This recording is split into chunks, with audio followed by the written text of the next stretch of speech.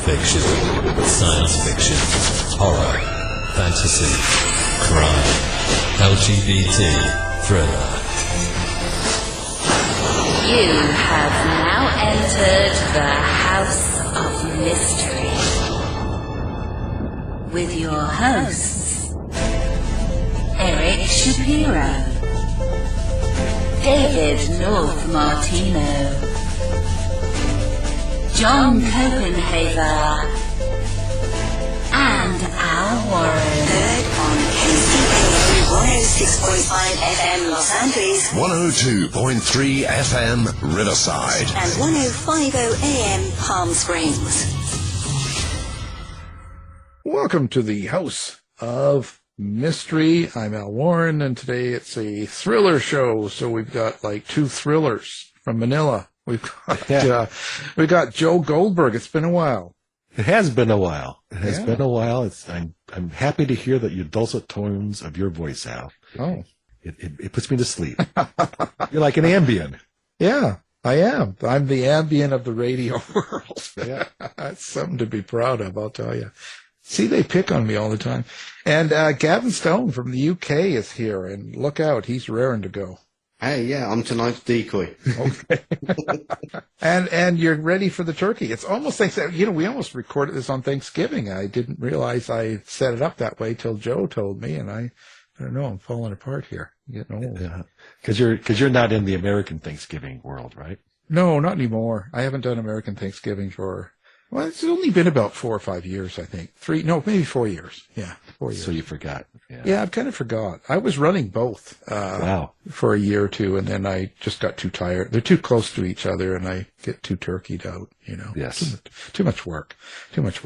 Well, now joining us, we've got, what can I say? She's a thriller author. The book is called The Peacock and the Sparrow, and it's a novel. So I.S. Barry, thank you for being here. Oh, thank you so much for having me. Well, Ilana, how did you get into this world? Like, what would make you want to get into this writing world? Well, I was a spy before I was a spy novelist. So I think my years as a spy kind of stayed with me, and they just didn't leave me. And I think writing this book was sort of my way of processing it. For me, it was sort of a dark profession because you're manipulating people all the time and they're manipulating you. And you make these decisions that have consequences on people's lives in a world where, there's no clear right and wrong. And it really haunted me even to this day. So I think in a lot of ways that was sort of the impetus for writing my book. I know Joe was in the CIA too, so I think he can probably relate to some of that. Yeah, he's still manipulating people with this turkey. I thought you were going to say... I manipulate that turkey, not to burn it. Yeah, burn my brisket. Yeah, well, no, but you're right. Because I remember coming out, and I was just sat there for a long time and just stared at the wall and felt like, days after day, everything you did was like this Vaseline, sticky, slow feel. Never quite feeling comfortable and relaxed. Yeah. And I liked that the writing thing was your method to get out of it. It ended up being mine. Took a while, but I did some before. But did you do any of the writing while you were there at all to sort of offset it to give it? Not really, and I was undercover at the time. Yeah. So most of it, and I wrote, my book is set in Bahrain, which I lived in after I left the agency during the Arab Spring, and it was for my husband's job. So to me, like when I got to Bahrain, it was during the Arab Spring, and it was such an interesting conflict. There was no clear right side. You had the Saudis backing the monarchy and Iran to some degree backing the revolutionaries. And it was just a perfect prism for a spy novel, in my view. So even though I hadn't served there as a CIA spy, that was sort of the perfect setting for me. So to answer your question, I was long out of the agency by the time I started writing the book. But I did write. I spent a year in Baghdad during the war from 2004 to 2005, which was pretty horrifying, pretty awful and traumatic. And I did kind of feel the need to write a lot of that stuff down after I left the agency. I kind of subscribe to Tim O'Brien, you know, who wrote, he writes a lot of war literature. He wrote The Things They Carried. And he said something like, fiction is the lie that helps us understand the truth. Or he has some great quotes like that. And for me, I felt like, because I had written some sort of nonfiction pieces about my time in Baghdad, but I felt like at the end of the day, fiction proved to be sort of the best medium for me for kind of making sense of my experiences. And it's also better to get through publications review. 100%. I agree with you on that. Yep. I'd had more trouble getting my nonfiction pieces through, and I think this book went through with like a breeze. I mean, it had minimal redactions. I mean, Joe, what's your experience with the Publications Review Board? They do it. I give them credit for timing. They do it when they say they're going to do it, a month or 2 months. I love that. And the further away I've gotten from agency life, the first book had some, the second book had a few, third, fourth book basically done. I know less. I'm further away from knowing anything. Right. And there's been a lot more writers, so the stuff that I thought, oh my God, how could they possibly put that in a book, is kind of like, yeah, that's on TV. No big deal. Exactly. Well, not only a lot of writers, but a lot of really senior people, like a lot of directors have written memoirs. And I think when you have kind of the bigwigs who are finally, writing and telling their stories, then you kind of the agency has to, be more egalitarian. And I just think that in general, the agency has become more reasonable over the years. And I mean, I think I was there at an unusual time. I mean, I was there not long after 9/11, and the agency was sort of recalibrating and kind of soul searching and a little bit more, I think, paranoid and insecure, because we'd had this big intelligence failure, 9/11, and they were trying to shift operations from traditional, almost Cold War type operations to counterterrorist. And, it was an agency that was in flux. And I think for that reason, they were a little bit more paranoid. And I think that trickled down to publication review for several years as well. Yeah. When you were writing and thinking about the story in the Arab Spring story and the Bahrain story, how much of it did you incorporate into your characters to make them around characters? Because you were already out, right? Yeah. So you were making people up in your head. How much of that did you use to create the character arcs themselves? The story, the plot, fine, got it. But the character arcs, how about that? Well, I mean, so my main character, Shane Collins, is kind of, I would say, an amalgam of a lot of people I knew and worked with.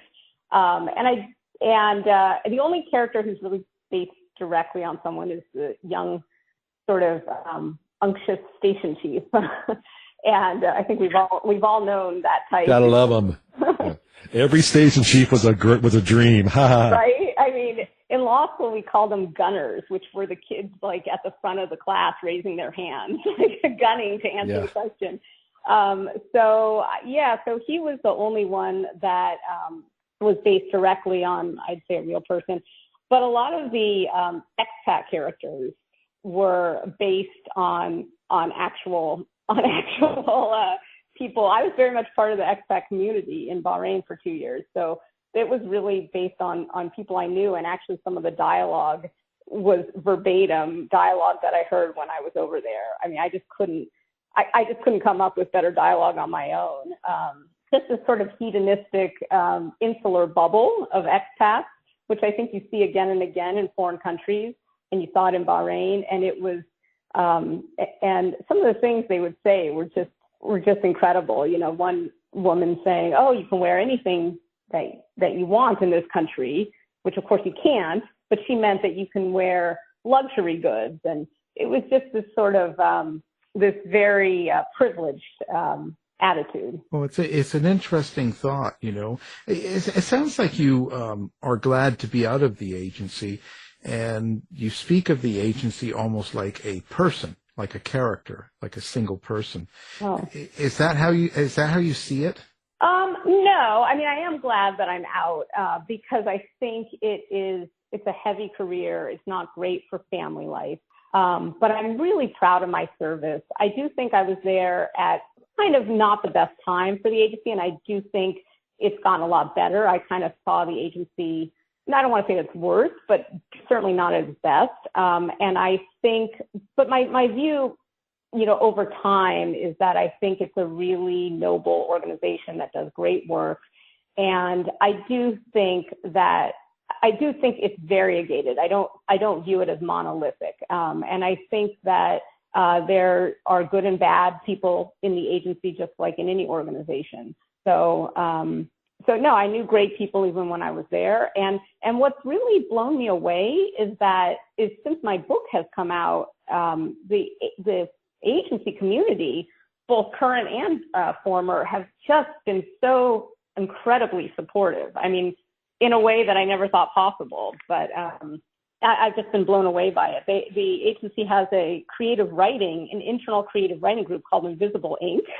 And they reached out to me and had me come and speak at the agency. It was the first time I'd gone back in the building in 15 years. And I was so flattered and honored. And I feel like I'm so grateful for their support. Yeah, I got a note saying, please don't ever show up. Yeah. Stay away. Stay away. They give him the wrong address. Yeah. Well, it's weird. I mean, it's weird to be back. Like, the building had totally changed. Everything was more modern. I mean, when I was there, they had just put in, when I left, not long before I left, they'd put in the Dunkin' Donuts, which was like so exciting. Dunkin' Donuts and a Starbucks. Those were like the two big things. Yeah, and let me tell you, so they so when the Dunkin' Donuts opened, I mean, man, that thing had a line for like 2 hours every morning for like a year. And the rumor was that like the director wanted to get rid of it, or a subsequent director wanted to get rid of it because it was just a big time suckage for all employees.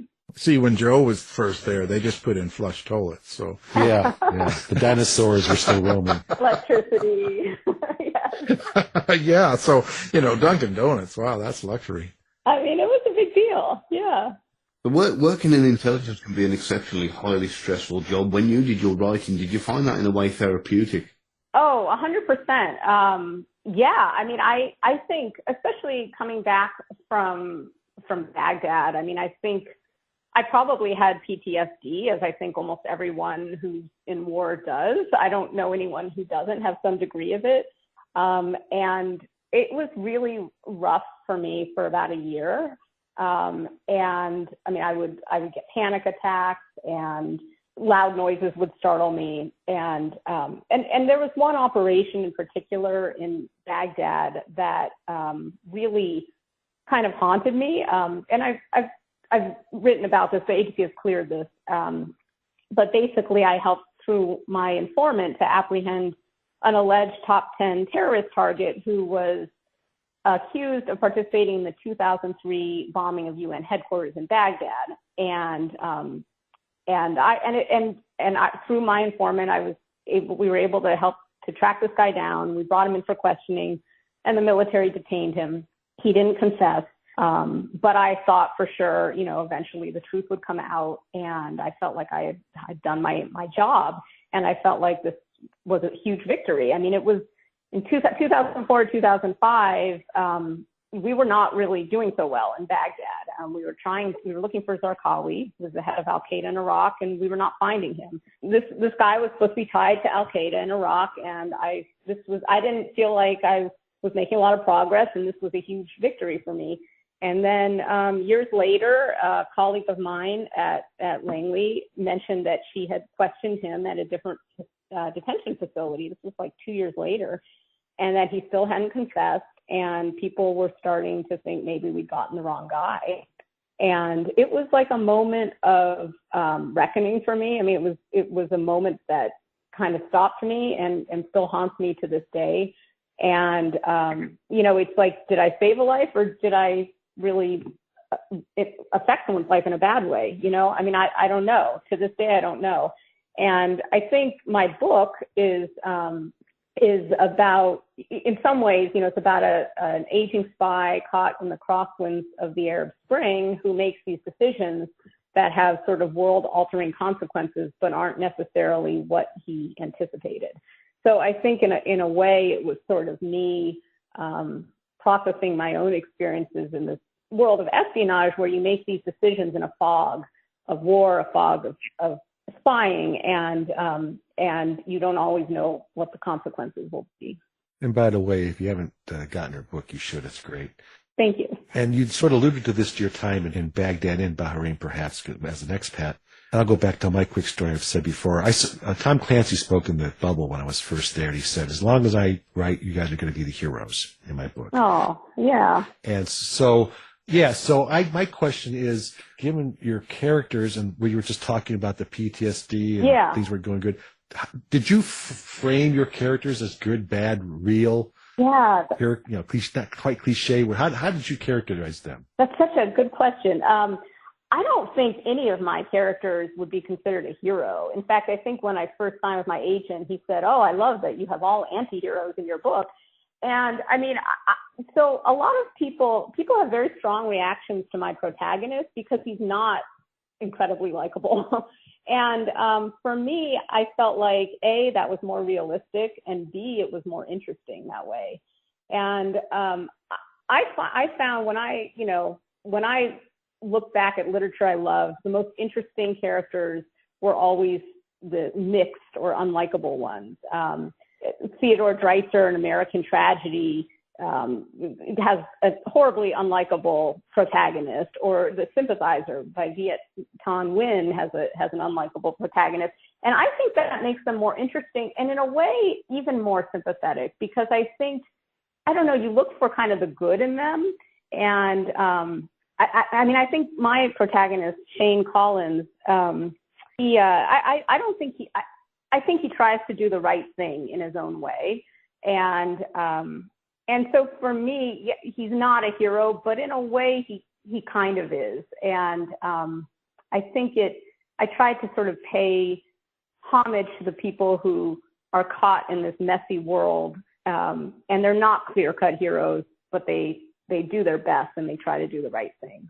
So I know that the three of us here have worked in this industry know that the reality to working in the industry is very, very slow, very gradual, and can be even boring at times, and very, very complex, unlike the kind of Hollywood glitz and glam. And I know you've tried to stray away from that. So what challenges were there when it comes to kind of putting this into book form, to turn this into a novel that is based more on the reality of working in intelligence, more so, the bang bang? Yeah. No, I think that's a great point. I mean, I think that a lot of people expect spy novels to be shoot 'em up car chases, and that was not the kind of novel I wanted to write. So I think mine is, more of it's kind of quieter, more realistic spy novel. I mean, I think I didn't feel like I had to embellish much to make it exciting, because sometimes I feel like even the reality is more interesting to me than the theatrics. I mean, I think that it's sort of easy to use technology or lots of fireworks, I guess, to propel a plot. And in some ways, I think that more interesting plots are more psychological or cerebral. So they're not high drama plots, I guess. And so I did feel like I felt like I set out to write an interesting spy novel based on sort of the psychological aspect of it, because I think at its essence, tradecraft is really psychological anyway. There were scenes here and there where I felt like I had to throw in a few theatrical gimmicks. Like there's a scene where Source uses invisible ink with lemon juice, and I get a lot of people who ask me, "Oh yeah, you guys use you use invisible ink at the CIA, right?" And I am like, "No, I got that idea from my kid's science project." Wild West had that. Yeah, it was a free gift at Dunkin' Donuts. Well, this is something actually all of you can answer, but I wonder, Alana, if the lifestyle, when you talked about it at the very beginning about the manipulating and all that and the things that you went through and how it affected you and stuff, does that lifestyle ever go away? Like, can you ever break away of thinking? And I mean this in the fact of things are going on in the world, and there's a lot of stuff now in public with problems and stuff.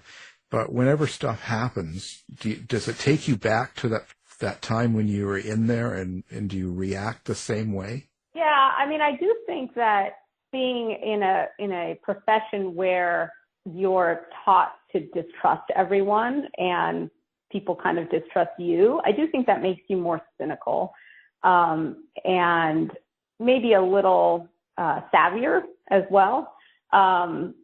So I do think I look at the world with a kind of more jaundiced, cynical eye. And I think, if you read my book, you can see that too, because it's like I said, it's a pretty dark book. And I think it does make me savvier. I mean, just recently, to give you an example, I had this horrible hoax played on me where I got a call from with an AI generated voice of my son's voice, but it was AI generated, and he was in distress. I don't know if you've heard about this hoax. I had not heard about it at the time, but anyhow, it was really horrifying, and it was my son's voice. And at the time, I had like sense in the middle of it to think of like kind of an ops test to see if this was really my son, because it kind of was occurring to me that this was a hoax. So I said, what's your birth date? And at that point, the person calling, who undoubtedly wanted money or something, hung up. But I do think that's how you learn to think as a case officer, is you learn to kind of game people and to come up with these tests and to assume that you're being manipulated. So I think it is part of my psyche, for better and for worse. But I'm curious what other people think. How much have you taken with you now, not mentally, but sort of naturally automatic in your everyday life? And I'll give you my example. Mm-hmm. I've been out for a long time, and I do situational awareness, SDR, looking in my mirror, walking down the street and looking for people all the time. Do you? Constantly. I can't get away from it. In fact, I was on a Motorola trip long ago, and we were being followed by a thief. And I told my guy I was with, we're being followed. He was like, oh my God, so just stay with me. And I ran an SDR and got this guy basically thrown out of a mall. Oh my God. But is there any, so yeah, I mean, that's another, it's more an interesting story than that. I'm not the guest, but is there anything, and maybe Gavin too, is there anything that you just can't get away from? And did you implant that on your characters perhaps, since you built these characters? I personally teach my daughter this. So when I can't get away from it, it's not just the fact that I can't get away from it. I'm teaching my daughter. We do an SDR on the way to school. So, and the school's half a mile away, and it takes us like kind of 20 minutes. So, yeah. I'm constantly teaching. We play the silly plate game where she sits in the car and she'll be like making up a word from the last three letters on the license plate of the vehicle behind. She needs to observe it without kind of making it obvious.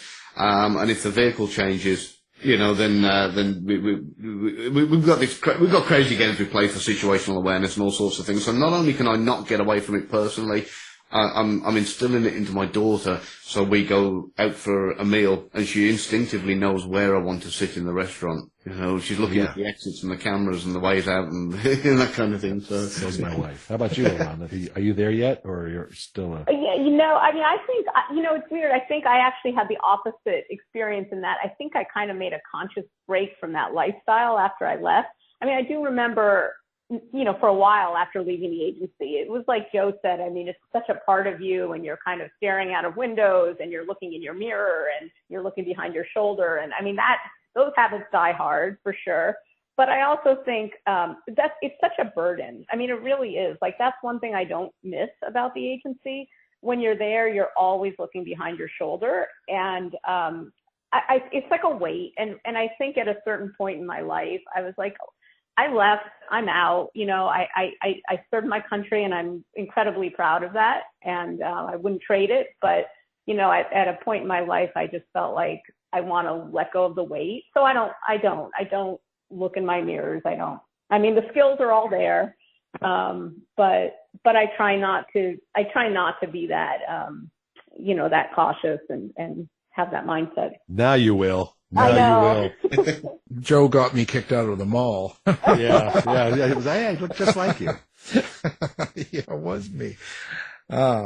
I still do it, and I'm not even in the agency. So, Ilana, did you plan a meaning in this? Did you, besides the story itself, the entertainment value and stuff, was there something you wanted to get across to people when they read the book?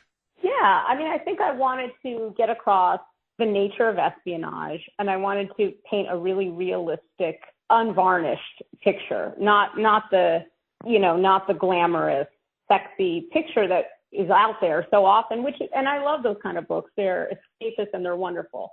But I just wanted to write as realistic a spy novel as I could. And I wanted to convey the toll it takes on you. I also, I think, wanted to make a point about the Middle East, apropos of what's going on in the world, that I spent, a year in Baghdad, 2 years in Bahrain. And, the Middle East is such an interesting, complex, intricate place. And people, I think, don't understand it. I think they rush to judgment. I think there's so many layers to the Middle East, and there's so many layers to these conflicts.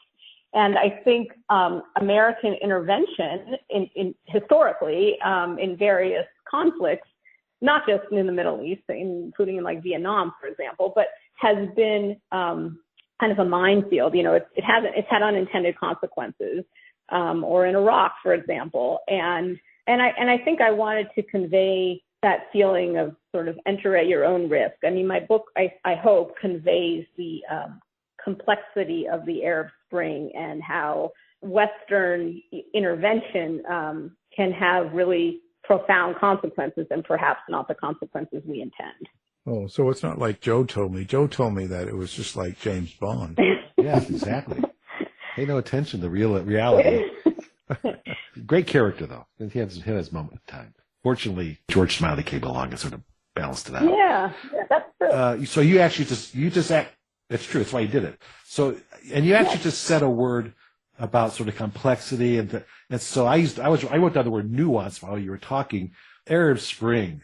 There was so much, like you say, underneath it, the people and the politics and the forces behind it. Yeah. So my overall question is: did you start with the plot as your main point, or did you start with the characters that main point, and they were interacting with that nuance and that plot? I think I had in my mind that I wanted my main character to be caught between the two sides of the Arab Spring, and to think he's going in one direction, but then to slowly go in another direction. So I kind of knew where the beginning and the end would be. I didn't necessarily know exactly how to get there, what the middle would be. So I think I had the plot and I adjusted the characters. But at the same time, I did have very clear ideas of what I wanted the characters to look like. And a lot of it was influenced by The Quiet American by Graham Greene. I don't know if anyone's read that. Classic. Yeah, I mean, classic. My favorite book of all time, spy novel or otherwise. Yep. I just think it's like a masterpiece on a plane. It's always in the top 5. Yeah, I mean, it's so terrific. And I took so much of my book in a way was sort of a modern reimagining of The Quiet American, because Vietnam, the book is about, this aging British journalist who doggedly remains neutral, who says he's not going to step off the sidelines until, of course, his young rival, Alden Pyle, takes his lover. And but there's the whole geopolitical context of getting involved in Vietnam. And I mean, many say that book is sort of the quintessential cautionary tale against involvement and entanglement. And I thought, gosh, the Arab Spring in so many ways is like a modern analog of Vietnam in that way. And so I kind of modeled my characters after The Quiet American. I have the aging spy. He's not a journalist, but he is basically vying with this young rival who's kind of the face of American optimism and naivete, just like in The Quiet American. And in fact, my my character, the station chief, his name is Whitney Alden Mitchell, and his middle name Alden I took from the name of the character in The Quiet American, the CIA officer named Alden. So it's sort of a nod to Graham Greene. I didn't catch it. I'm an idiot. Yeah, that's okay. Nobody does. That's fine. No, yeah, I'm an idiot. I was just leaving that was sounding good. That was just sounding good. You beat Gavin to the punch. Thank you. Yeah. Well, so now that you've completed the book and you look back at it and it's out and everything, do you think that it's affected you in some way? Have you gained some sort of knowledge or changed in somewhat after going through the experience of writing this book? Yeah, I think that it definitely, it's kind of like a form of therapy. I think it's helped to understand my experiences. I mean, I don't think I had in my mind when I started off the book, oh, I'm really haunted by that operation in Baghdad where I might have helped to detain an innocent man. I don't think I was thinking that at the beginning of the book, but I think by the end I was. So I think, it helped me sort of come to terms with my own issues and my own ghosts. I think that am I all the better for it? Probably not, because I think, I don't know. I think, when you have things like, I think it's a work in progress. I think that it helps you to deal with these things. I think that, but it's something you have to continue to do. So, I mean, it's something that still haunts me is I guess my point, but I'm more self-aware. Just smoke your meat on the barbecue and you'll become better. That's aimed at me, so you leave that alone. All right. Don't humor him. Don't give him a chance. Just walk away. When you were at the DOD, was it something that you had intentions straight away of transition to the CIA, or was that something was it an opportunity? Was it a talent spot? Tell us about the transition there. Yeah, so I actually was enrolled in law school right after college, and then I had like a panic attack because I was like, I don't know if I want to practice law. So I deferred my entry for 2 years and went overseas to work for DOD as an intelligence analyst, and I loved that job. To this day, that's probably one of my favorite jobs. I felt like I was serving the military. I was serving alongside these amazing, heroic men and women, and I just loved it. And I got to use my brain to analyze issues. At the time, it was the Balkans were the big issue. I would go back and forth. I was stationed near Cambridge, England, and I would go back and forth to the Balkans, and it was so interesting. And then I deferred for 2 years, and I intended just to go back to law school after that, to start law school after that. And I remember I worked with a lot of different intel types when I was working for the Department of Defense, and including the CIA. And I remember one guy, he was a military guy, and he said, you might want to consider applying to the CIA. They could use more women. And it kind of was like, okay. Because I loved my job so much. And I thought, wow, to be a case officer, it's a similar job, but I'm really in the trenches as a case officer, and I'm overseas, and it's exciting. And I thought, okay, so maybe I'll do that. So I applied to the CIA, but back then it was a glacial process. It took over 2 years. So then I went to law school while I was waiting for my application to process, and then I started at the agency and never practiced law until after I left. Which is what you're doing now, right? Well, yeah, I mean, in theory, I practiced law for a few years after I left the agency, and then, and it was national security law. But then I got married and had my son, and then we moved to Bahrain when my son was a toddler, and it was hard to practice law from Bahrain. So then I started writing my book when I got back, and thought, I think writing is a better fit than practicing law. So I kind of took a step back. Yeah, I don't blame you, So what are you going to go on to next? Are you going to do this then more regular? Are you going to have more books? I hope so. I've started on my second book, and, funny enough, it's about that operation I described. It's based on that operation I described in Baghdad, where we helped to apprehend perhaps the wrong guy and sort of the avalanche of consequences that follows. But I do feel like I would love to write a book about the experience of a female case officer, a counterterrorist case officer in wartime Baghdad, because I feel like that's sort of an underrepresented experience. You know, it's not, there's not a lot out there about that. So, but I welcome any suggestions if anyone has any. Write another great book. That's excellent pressure. Write another great book. Oh, well, thanks. Well, that was actually my question is what impact, your book has had a lot of success, best book of the year lists and things. What impact has that, or what do you think will have on, as you write your second book, do you feel the pressure of the readers over your shoulder thinking about, I gotta satisfy them? Or are they just not there at all? Yeah, it's such a good question. A little bit, I do. And I didn't anticipate that because I've never been that kind of writer. I mean, I just write the best thing I can. But what's weird is that the number one question I get is why I wrote a male protagonist. I mean, I think that really throws people. And the reason I did, by the way, is I really needed kind of a typical case officer, someone who'd been in the business for 20 some years. And that's really just more typically male. That's the reality. And number two was that a female operating in the Middle East would face a whole host of constraints and limitations that a man wouldn't. And that would have been my story then. It would have been a totally different story and not really the one I wanted to tell. So that's why I had a male protagonist. But a lot of people are thrown by the fact that that I'm a female writing a male protagonist. And it has given me pause. I mean, I think my next book, I was going to have a female protagonist regardless, but it almost seems a necessity now because so many people have asked, you really should write a female protagonist. And also I think, when you read my book, you see that I'm kind of a descriptive writer. I mean, I write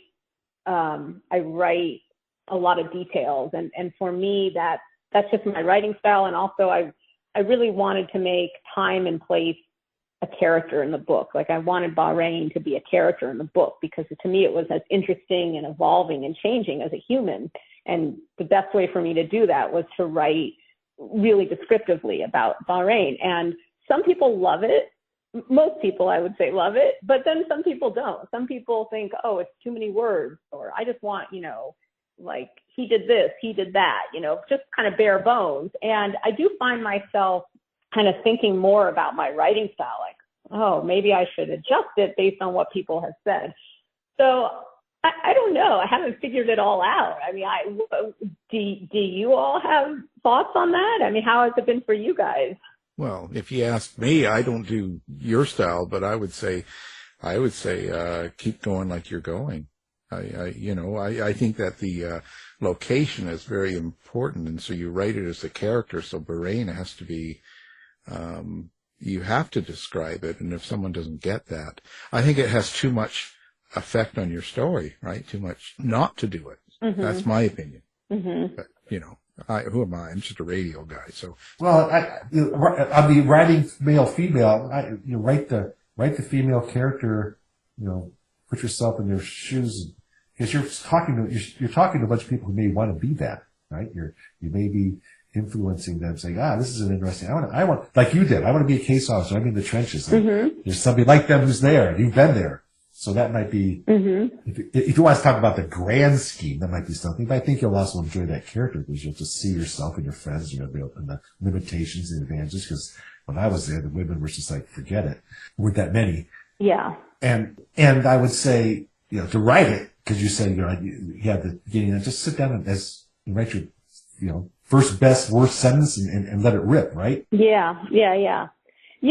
I mean, for all my thoughts on, maybe I should, change this or change that, at the end of the day, I think, you are who you are as a writer, and I think when it comes out, it's kind of like your personality. I mean, you can only change your personality so much. It's still who you are. So, I think it's taken me a lifetime to find my voice, but here it is, and use that voice. Yeah, I mean, I think it's there for better or worse. So yeah. Well, you tell them Shane used to be a woman. That's a very interesting idea. It was a good show. Yeah. Well, that solves that problem. And say, well, Shane is a female character. What are you talking about? That would be okay. Yeah. And then they'll go, oh, okay. Interesting. And say, well, you'll find out more about that in book 2, you see, and then you'll be selling lots of book 2s, right? Right. Okay. I tell Good idea. You just need me as your agent, right? Yeah, I'll work it out for you. Don't worry about it. Great idea. I'm groaning. How was it getting in the head of your main character, Shane Collins, then? Like, how did you arrive at that place? Yeah, I get that question a lot. And, it was not that hard, to be honest. I mean, because he's not a lot like me. But I don't know. I just felt like I would sit down at this local Starbucks every day, and I would just think to myself, okay, I am Shane Collins. Like, what am I going to say? Sometimes I'm a jerk. Sometimes I want to say something nasty to someone. And occasionally I would find my, he's not. Just getting kicked out of Starbucks. And occasionally I'd find myself writing a sentence that I felt was too bland. Like it sounded like me, or it sounded like a neutral narrator. Right. And then I would stop. I really went over every sentence in my book with sort of a fine-tooth comb, and I was like, would Shane Collins say that, or would he say something that or would he be more of a dick, and usually the answer was the latter. And so I would really go through and think, I'm Shane Collins. What's coming out of my mouth? And I also had the whole backstory in my mind. You learn a little about his childhood. He was abused as a child, and his parents were alcoholics, and he is an alcoholic. And to me, that made him more sympathetic. And I kind of kept that in my mind too. Like, this is a guy who's damaged, who carries a lot of baggage, and that affects his decisions. And but there's good in him too. Brilliant. So with that in mind, what would you say to anybody who wants to come and look at a career in intelligence now, and what would your advice to them be? I would say go for it. I think it's such a noble profession. I think you make a lot of sacrifices doing it, but I think it's certainly a necessary service. And I think the agency has really changed for the better over the years. When I was there, this was before the Me Too movement, and women weren't always treated well. And I've seen almost like a sea change, just from the outside at least. I've seen a big change in the agency. There's been a lot of accountability. The agency had its first female director.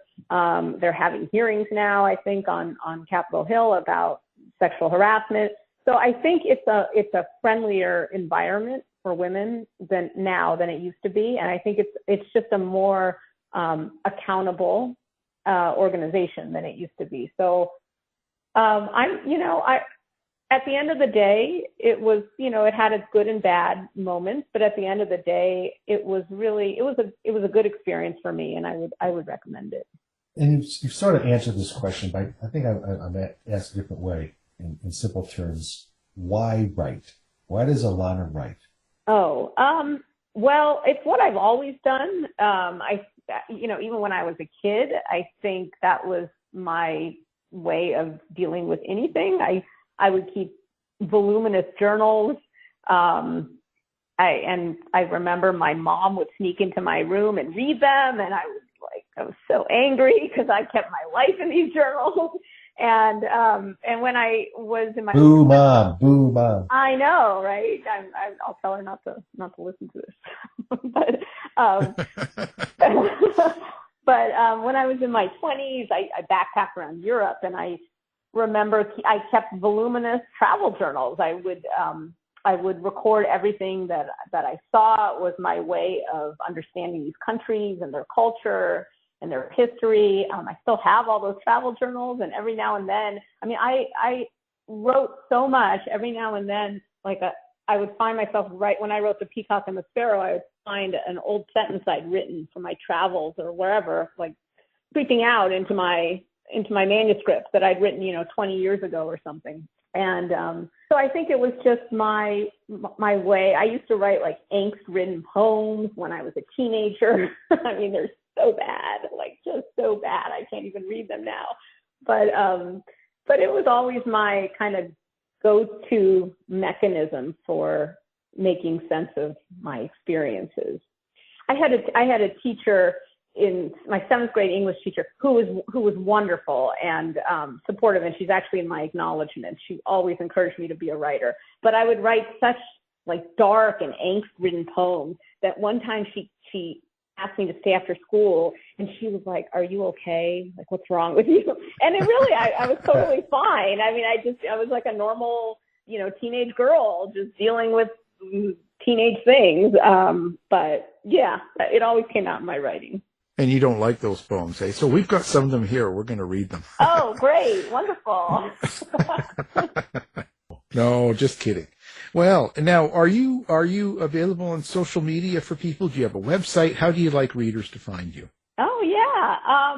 All of the above. I have a website, isberry.net, and I am isberry author on both Twitter and Instagram and Threads, if anyone's on Threads. Not many people are, but yeah. No, not very many yet, but yeah, they're there. They're there. So, yeah. Well, fantastic. Oh, okay, so we'll have all of that up on our website, and great. Along with your book. And the book is The Peacock and the Sparrow. It's a novel. I.S. Berry is the author and our guest, so thank you for being on the show. Oh, thank you so much for having me. It was a pleasure. Thank you. You've been listening to the House of Mystery radio show. To find out more about our guests, hosts, or shows, go to www.houseofmystery.com. Show's over for now. Was it as good for you as it was for me? Well, good night. This has been a production of Something Weird Media. I'll be back.